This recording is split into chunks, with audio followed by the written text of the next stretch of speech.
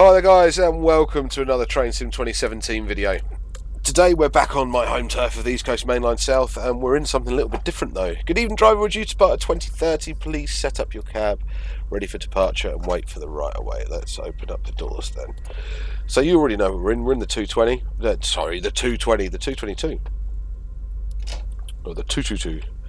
I haven't driven this thing since my last video.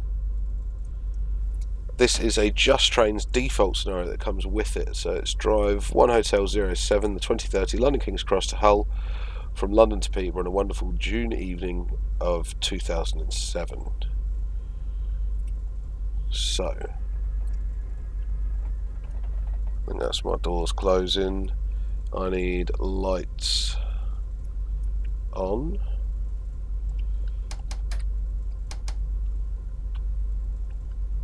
It's late, so we might need to switch to do later.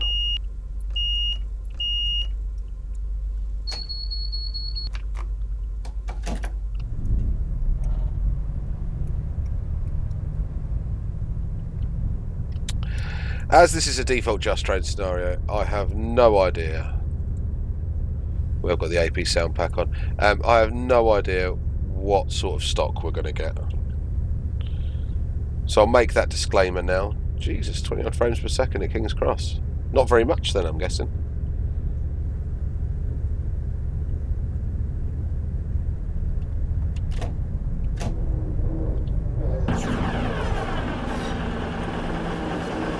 It's just going to be the default stuff, isn't it?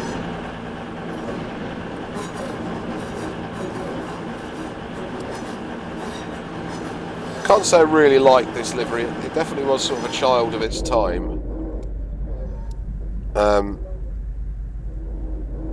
That sort of early noughties, golden greeny. Oh, right way. I'm already on my way.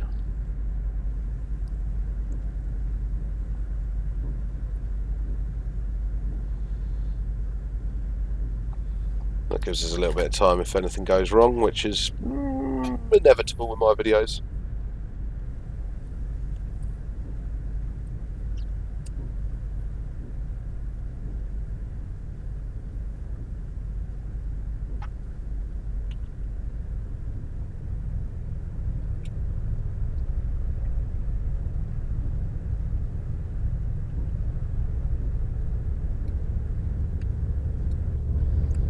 Refamiliarise ourselves with it.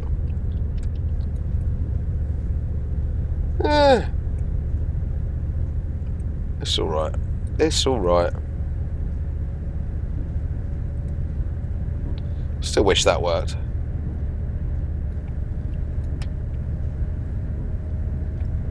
We didn't actually get to drive this up to 125 in the last video, so I'm hoping we can give it a good run this time.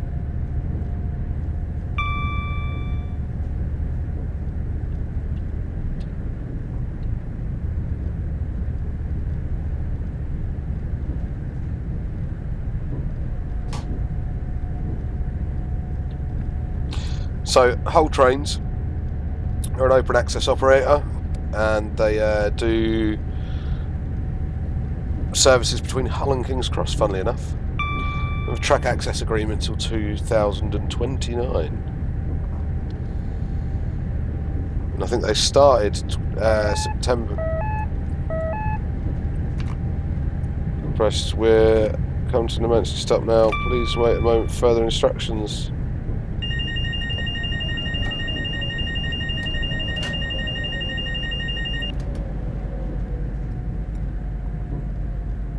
Cool, we've got a fault. So somebody is a... Yeah, that's fine. Let me just reset that. What old biddies pressed the PASCOM, or somebody in the toilet?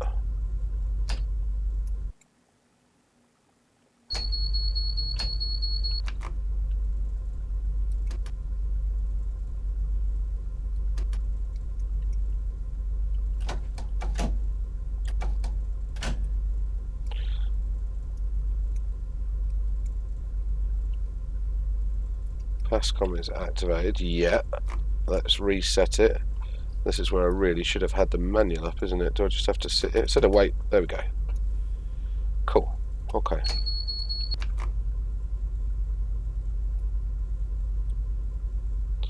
Let's wait for my train manager. Are there train managers on Hull trains? I'm guessing they probably are.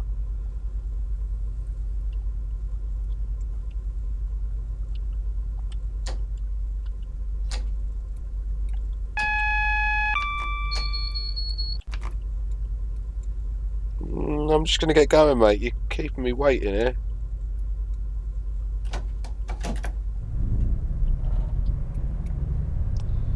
My apologies, driver. A passenger has pressed the emergency stop button as their partner has missed the train.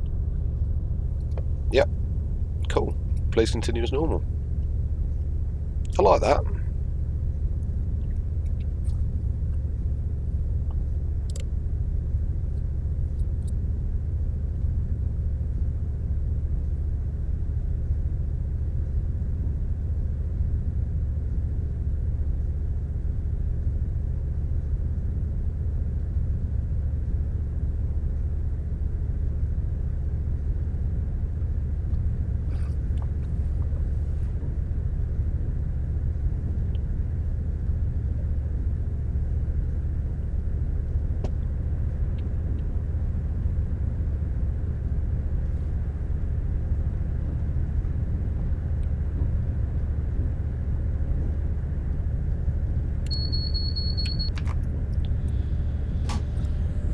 Right, I've got the road up to 80.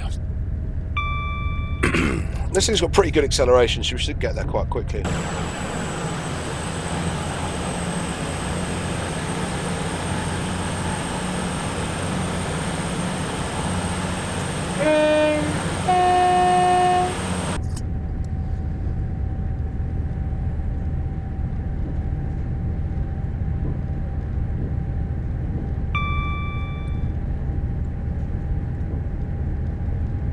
Oh, the bounds green tile's just been loaded.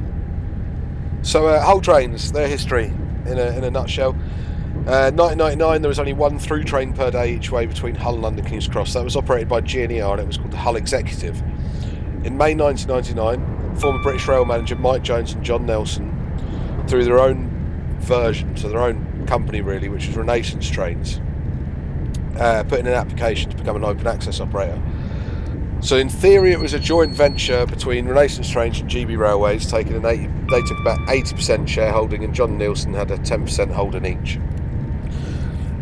In December 1999, a 4-year track access agreement was granted by the OOR, with operations starting on the 25th of September 2000. This was then extended in September 2002 and a track access agreement was extended to 10 years, and I'm speeding but it's going to change up to 95, so I'm not too fast. I don't want to go above 95. Oh, Fern Park and Hornsey Depot. It's always fun in games with 20 million 365s in there, because that added so much to the scenario.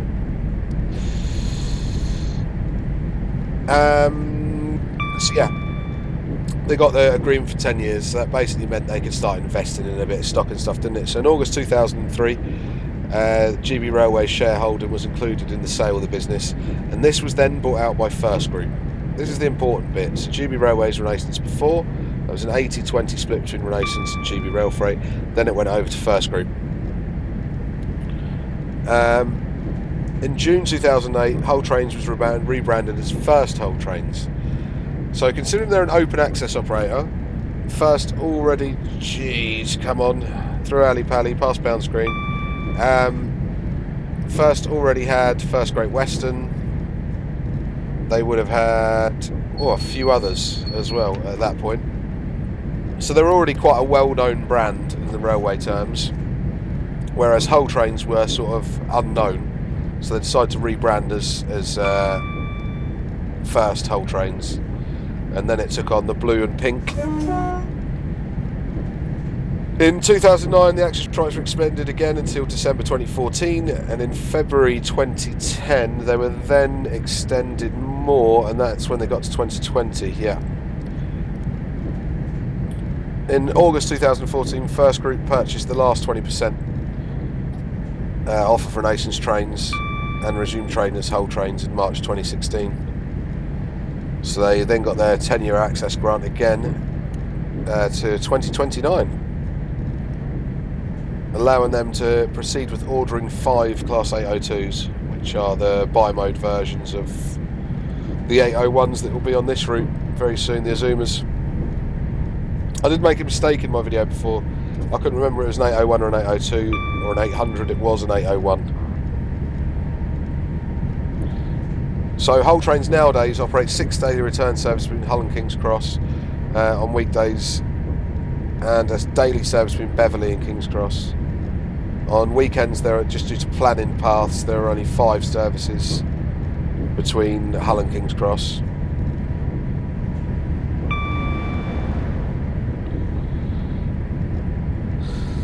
They also applied in 2008 for access rights between Harrogate and London King's Cross under the first Harrogate Trains banner, and from Cleethorpes, and that would have gone down the Lincoln and Spalding route. There was a bit of a hoo-ha about this, wasn't there? With I think it was East Coast at the time, or was it even still National Express? I'm not sure. No, if it was 2009, it would have been East Coast.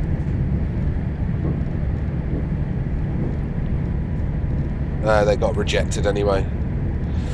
So what I really like about Hull Trains is what they started out with is something that I still go on about quite a lot, and that is the Class 170s.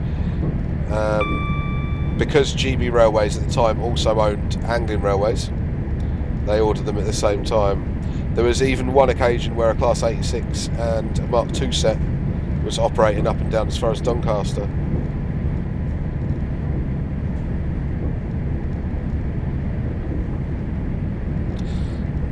What happened with the 170s though was that in the sort of 2002-2003, the Strategic Rail Authority changed the policy on how train operating companies could hire out their own fleets. Because remember, there was Roscoe's, we've spoken about those for rolling stock operators, controlling companies. They owned the actual trains, they leased them to train operating companies.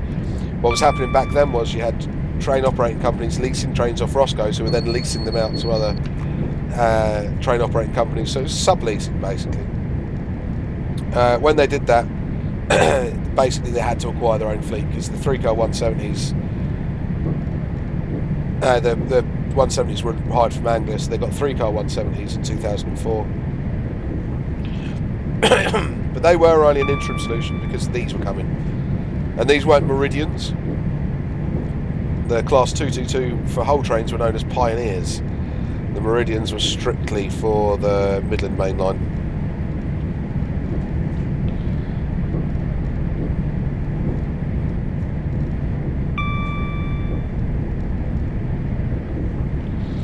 So the 170s were transferred up to ScotRail when the Pioneers, these things came in 2005. One of the big hoo-has that all happened with this sort of thing with Hull Trains, that I think probably why most people will hear of them, is in 2007 a 222 was damaged when it dropped off a maintenance jack, and it literally took them 2 years to get it repaired. So after that they were making do with only with 3 trains to run this full service. Hull Trains in 2008, a Class 86 was hired from the AC Locomotive Group and a set of Mark IIIs from Cargo D, and they were running the weekend London King's Cross to Doncaster services. In April 2008, Atalantes were leased. These replaced the locomotive full set, so they had 180s and 222s.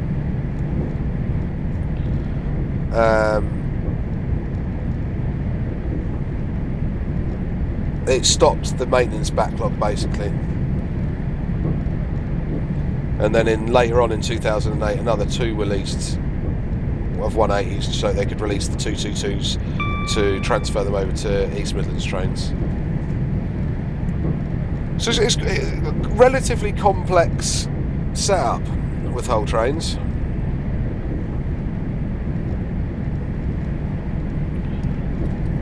They're one of the more interesting open access operators, even though the route they do is pretty mundane.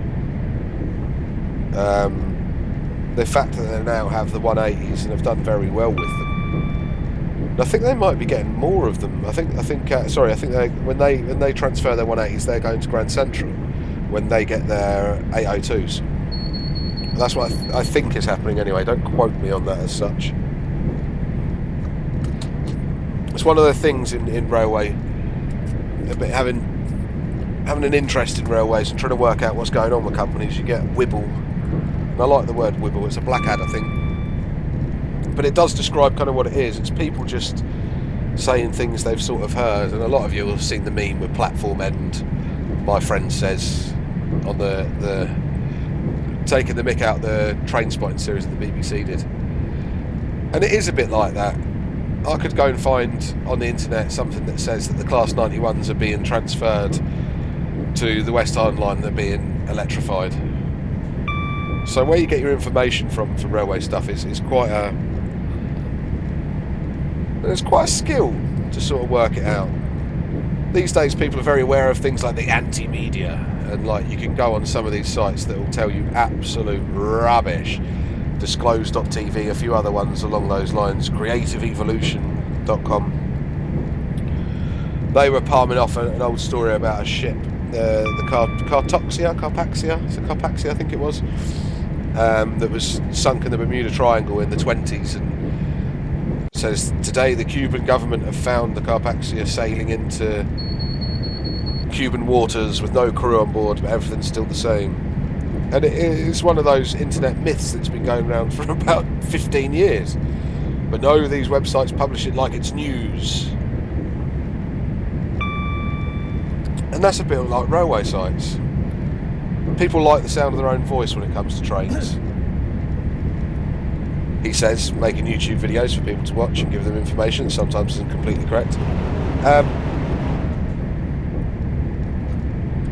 I think there's always a caveat with anything. Railway stuff is pretty secretive.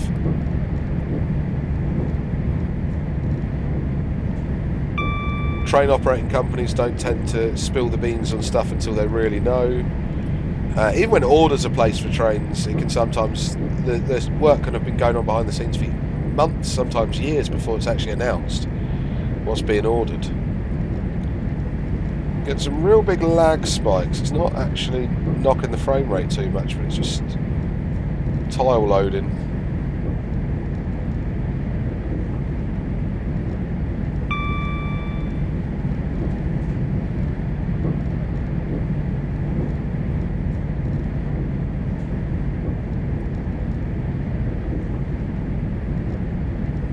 Ooh.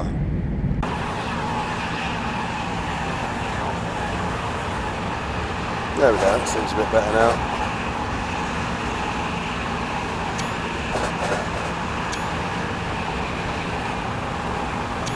Pretty bit of light in that, isn't it?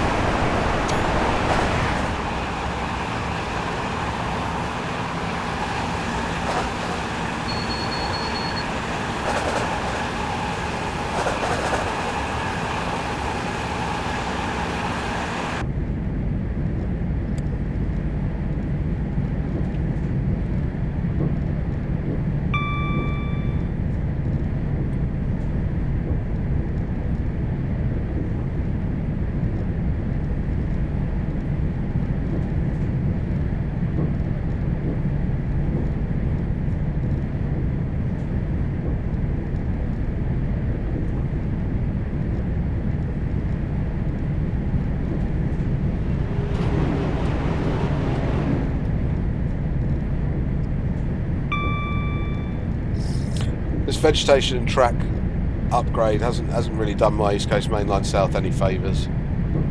It has made it slower. Do be warned if you are using those. They do look nice, if a bit samey, but they do slow the routes down a little bit.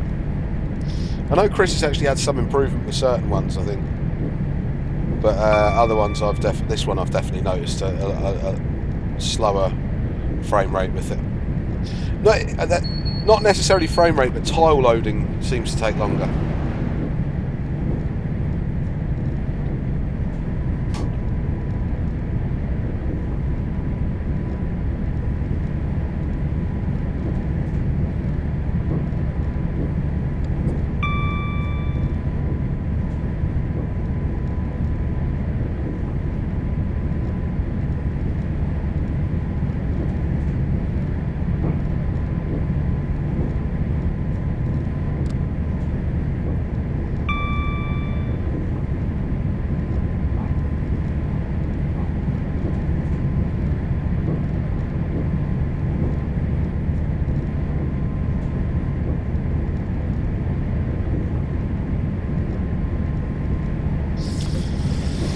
So I talk about open access operators like you guys should know, and I know a lot of you will do out there, and I have spoken about it before in other videos, but just for those who don't know, what an open access train operator is a...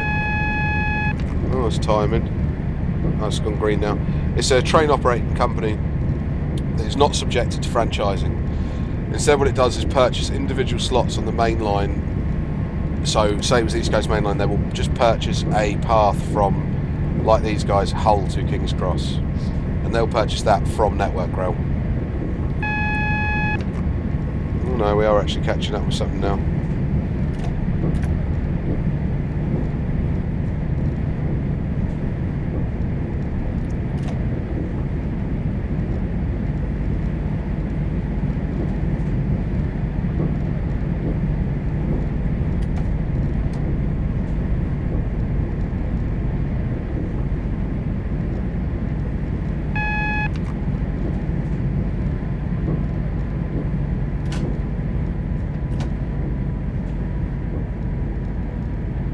Come on.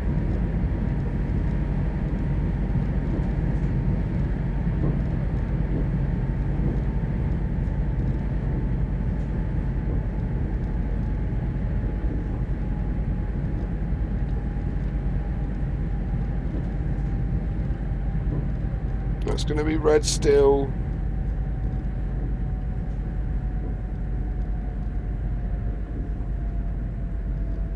No, now it's gone green. Whatever it was has been put onto the slow lines already for us. Isn't that nice?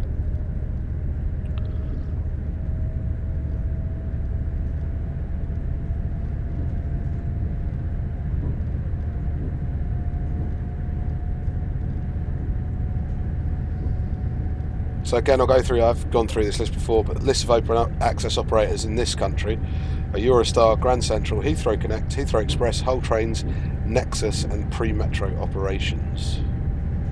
What does Nexus do? It's a Tyne and Weir Metro, isn't it? And pre-metro operations do the Parry People Mover, Stalebridge branch.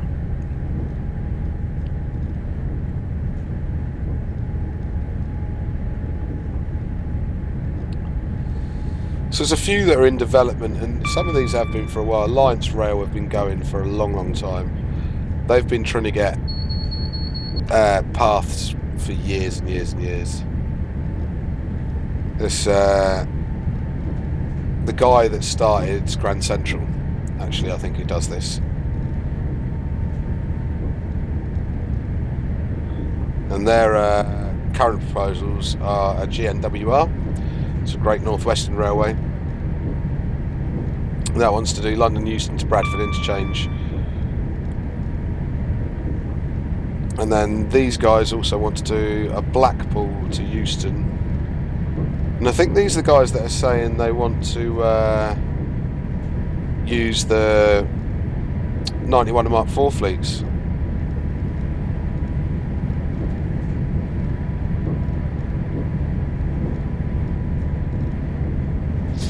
Now the issue I have with that is that because they can't tilt, they're not going to be able to do 125.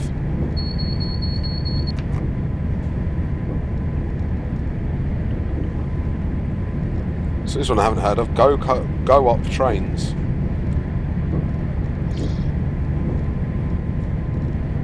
It wants to do services between Taunton and Swindon via Westbury, being the first cooperatively owned train operating company. Hang on, was this one that was on the telly?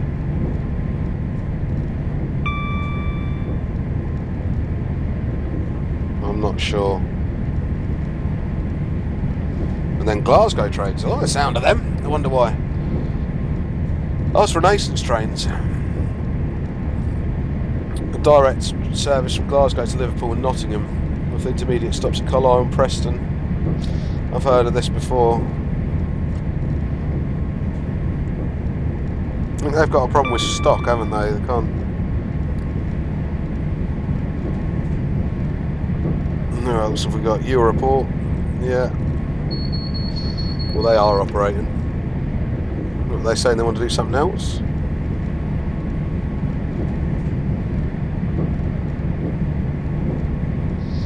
Oh dear, speeding.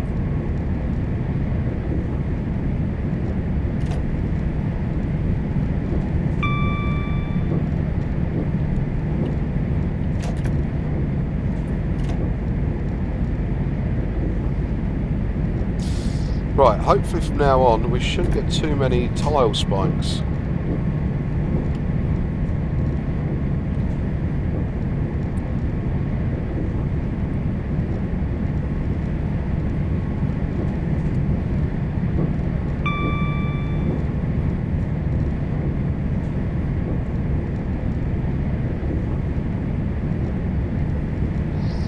God, there was one called Rutland Rail.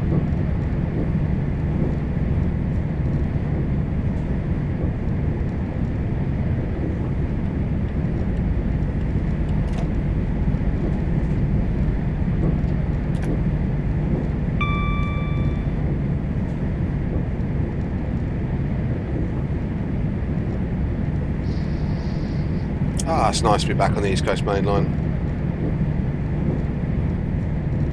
It's nice to be driving something slightly different on it as well, to be fair.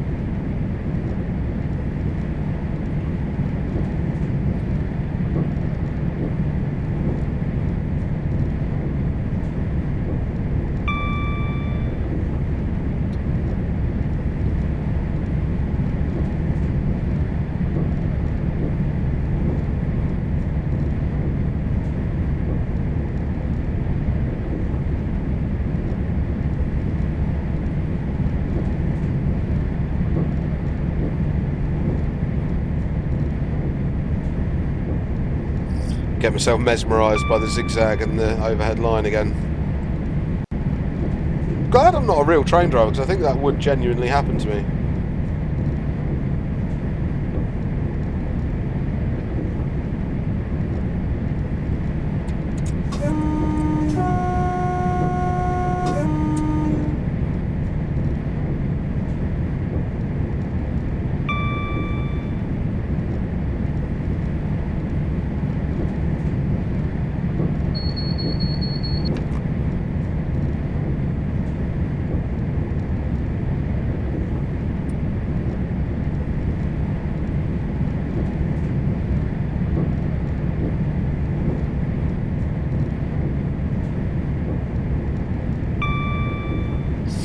I have decided it's the lighting that really slows this route down.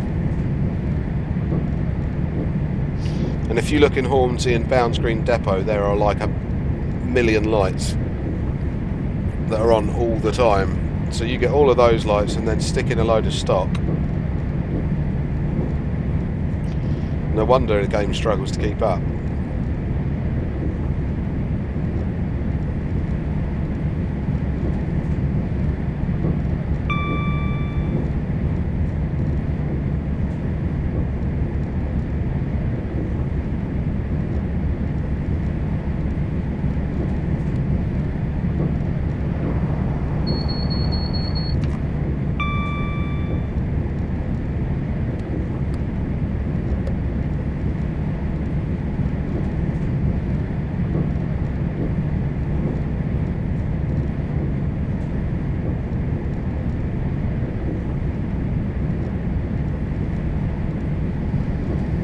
So if you watch the first 222 video, you'll know that the Meridians themselves, well, Meridian, Pioneer, very similar to the Voyager, except that the Meridian and the Pioneer had more equipment mounted on the underframe, which freed up more space in the interior.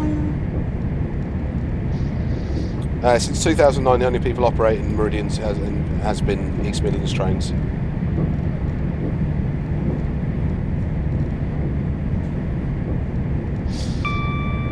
So I've got the pretty standard of this era Cummins QSK 19 diesel engine, and that's on under every coach. It's got 750 horsepower under every coach, and this powers a generator which supplies current to traction motors. So it's not an alternator, it's a generator. And there's two traction motors per coach. And they can do about 1,300 miles without refueling. 1,300 miles without refueling.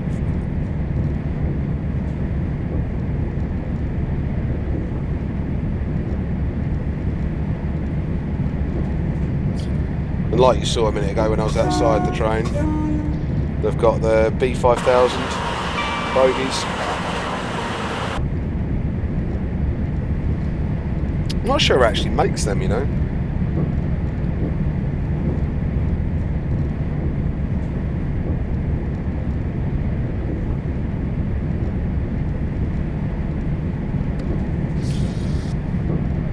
Quite an odd thing about the Meridians and the Pioneers and things, and the Voyager-esque family. They can't multiple work. So a 222 can't work with a 220 or a 221. Even though they've both got Dellner couplings, the electrical system is set up differently. Which in my head that seemed a bit short-sighted. And all these, the 222, the 222s are all looked after at Etches Park at Derby.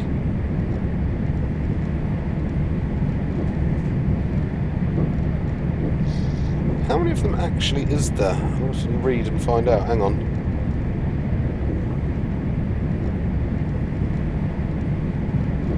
There's 27 train sets in service, and there was 27 built.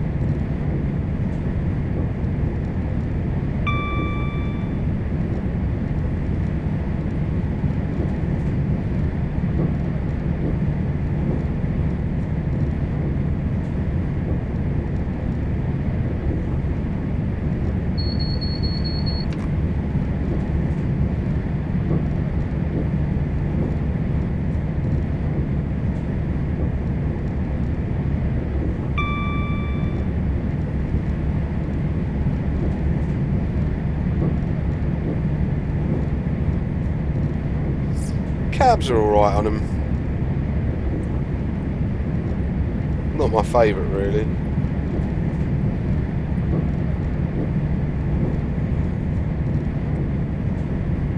I wonder what the actual driving difference is between the 220s and the 222s.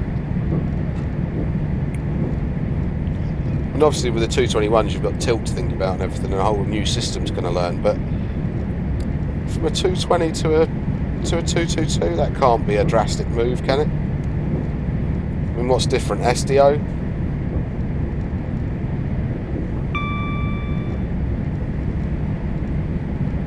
Yeah? TMS is probably exactly the same, I think. Both Windows ME based, if I remember rightly.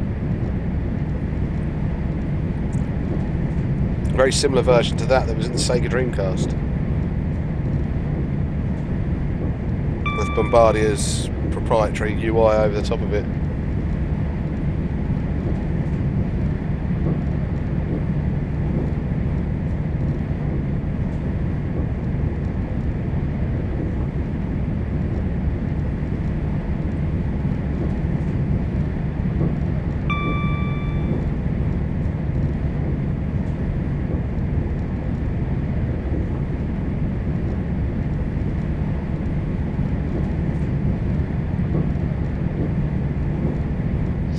There is something to be said about ploughing through the Cambridgeshire countryside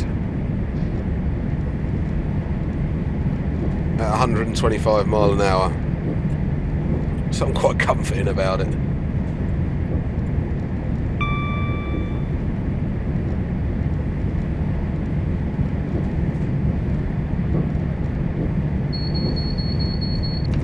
It's a power station.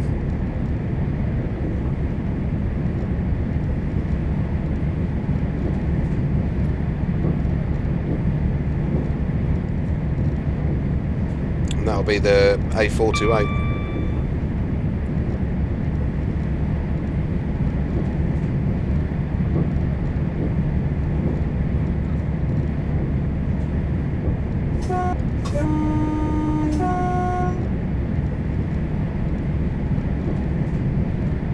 You know, I was just thinking, because it's AP pack and the NRN thing doesn't work, Nathan Smith actually did a fix for that. If you head on over to East Coast Mainline add-on on Facebook, he's got a fix for the NRN and the AP sound packs. All of them, I think, now.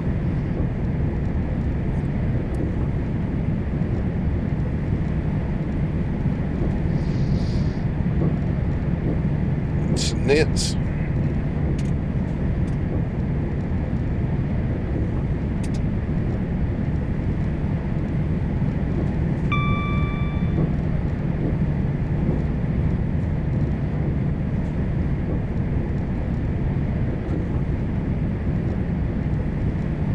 Come on, knock 1 mile an hour off that speed for a minute.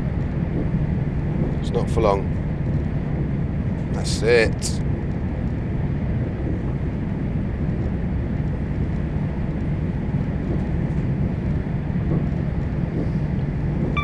I think I know what's causing these stutters. I'm uploading quite a lot of stuff in the background. My RAM looks fine, but I think it's because it's pulling the video, it's recording to the hard drive and pulling video off the hard drive and pulling the game off the hard drive as well. It's probably not the wisest of moves. So I will not be doing this again.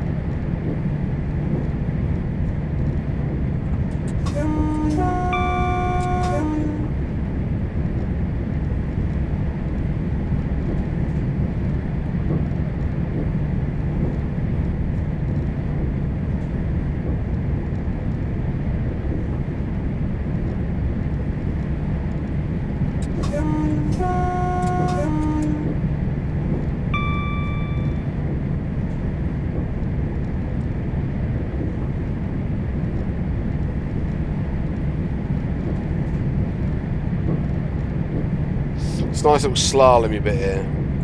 Bit of a chicane in the East Coast Main Line. I quite like it. I don't really know why it exists. I'm not sure if it's to do. I think it's to do with the River Ouse more than anything. This is just a Offord and Great Paxton.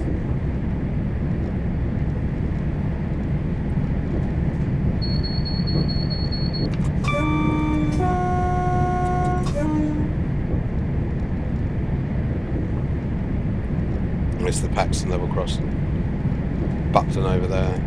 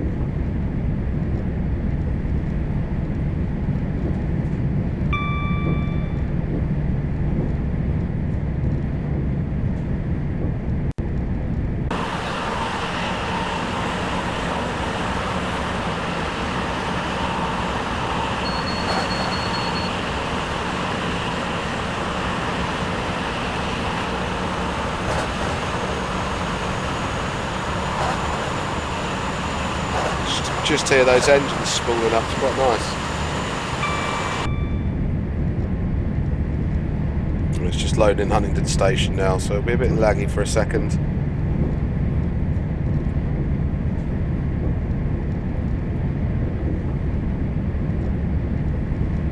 I was actually just come past in between Huntingdon and Brampton the other day, and it was amazing how clear the view to the railway line looked. They must have done some vegetation work or taken down some trees or something, because it was amazingly clear.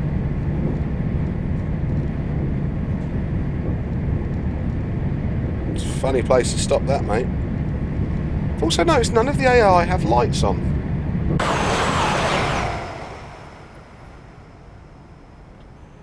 Oh, he does.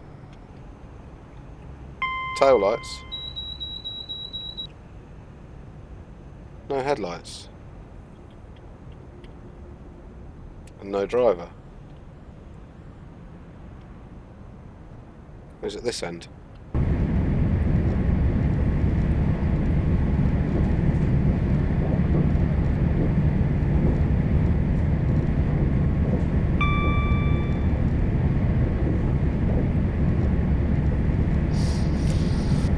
This is us out towards sort of Abbots Ripton and stuff now, so you can give a wave at Secret Garden Party, which was supposed to be the last one last year.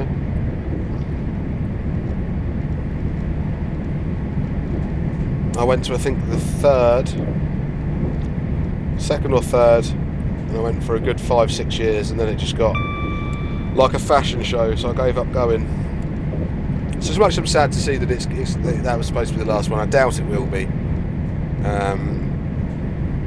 I think it'll be the last Secret Garden Party in that sort of respect. But I'd be surprised if there wasn't another festival on the grounds. In the first year I went, there was 800 people. And the year I stopped going, there was 11,000.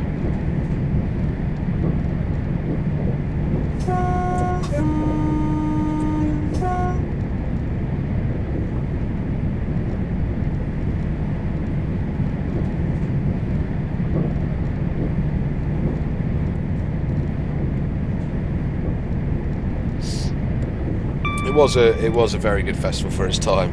I had some amazing times there. But these days, yeah, it was just a fashion show. I mean, I used to come back from Secret Garden 3 foot in mud and dirt and grime, and loved it.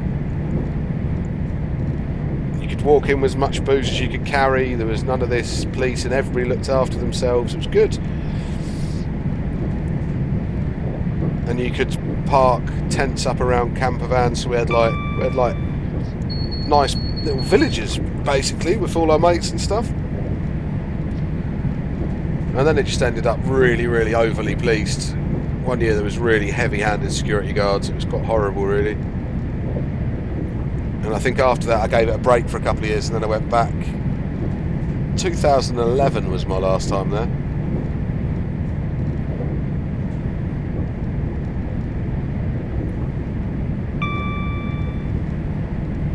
Oh, look at that sunset.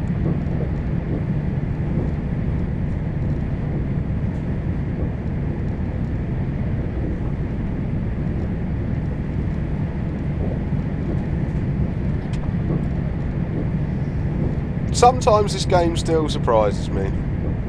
Game, simulator. Still surprises me. Some of the views must be pretty distracting for a train driver.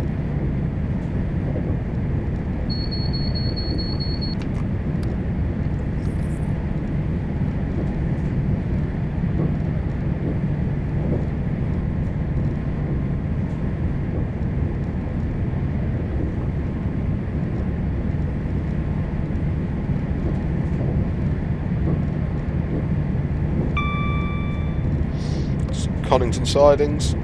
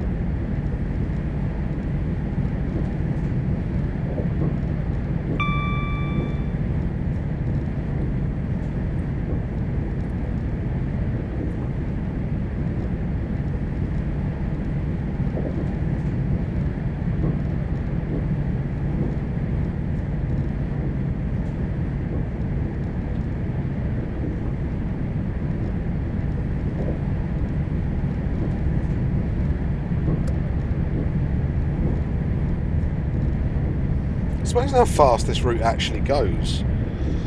Once you sort of get out of North London, sort of half an hour and you're the other side of you're at Peterborough.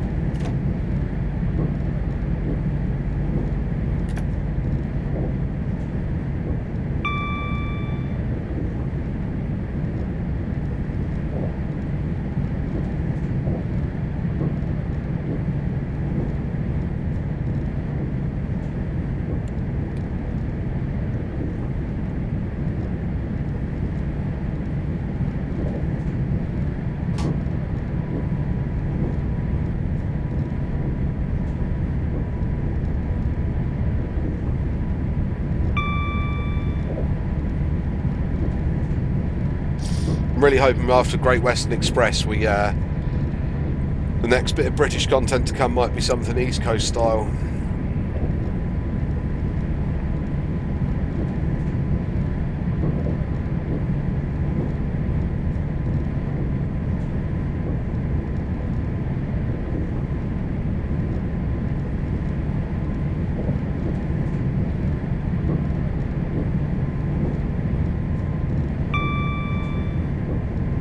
I think it's the 24th that launches. So I'm expecting a few patches for Train Sim, well, CSX Heavy Haul in the coming weeks, just to prep for it. I'm going to sit and have a really good play about with all my settings and try and make sure I can play it to the best I can. What I'm also looking at doing, and I'll mention it more in another video, is a Patreon subscription scheme, or just even a Facebook PayPal donation scheme. I don't really like to ask for money, but I know my processor and RAM need replacing, and it was a toss-up when I started this channel whether I bought DLC or bought hardware, and I've done a bit of both, but with the Great Western Express coming, I know I'm going to need new processor, motherboard and RAM. So I might be putting a little link at the bottom of videos just for you to click if you want to.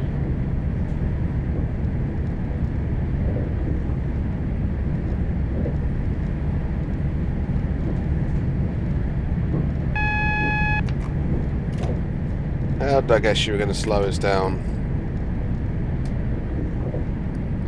Since we're on the down fast.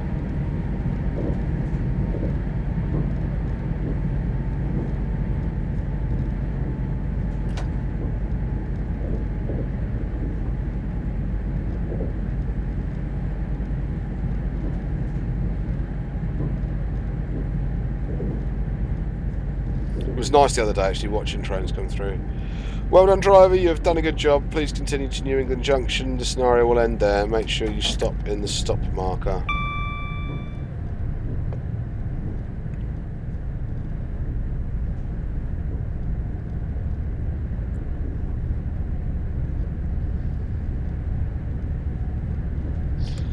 Can you not do a rolling end to scenarios?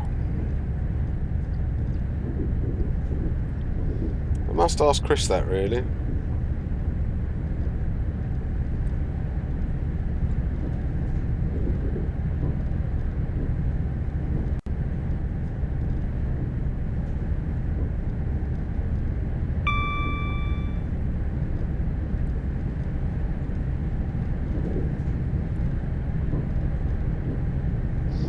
New England Yard's a funny old place, isn't it? It's the wagons that have been shunted too far up against the buffers up here that are sort of the J&A wagons, or no, not J&As, I can't remember what they are. POXs or something.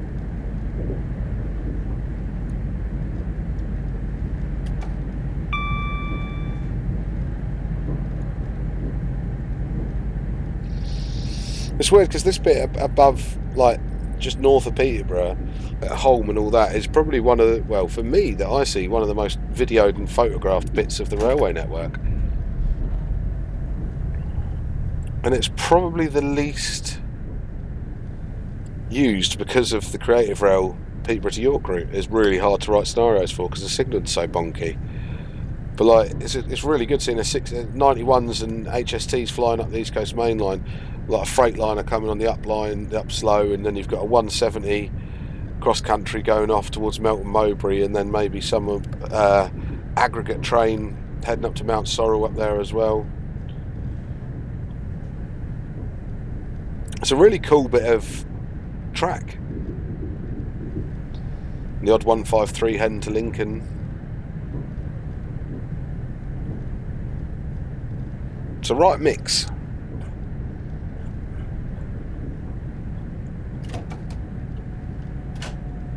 Once we stop the stop marker and I've gone way forward.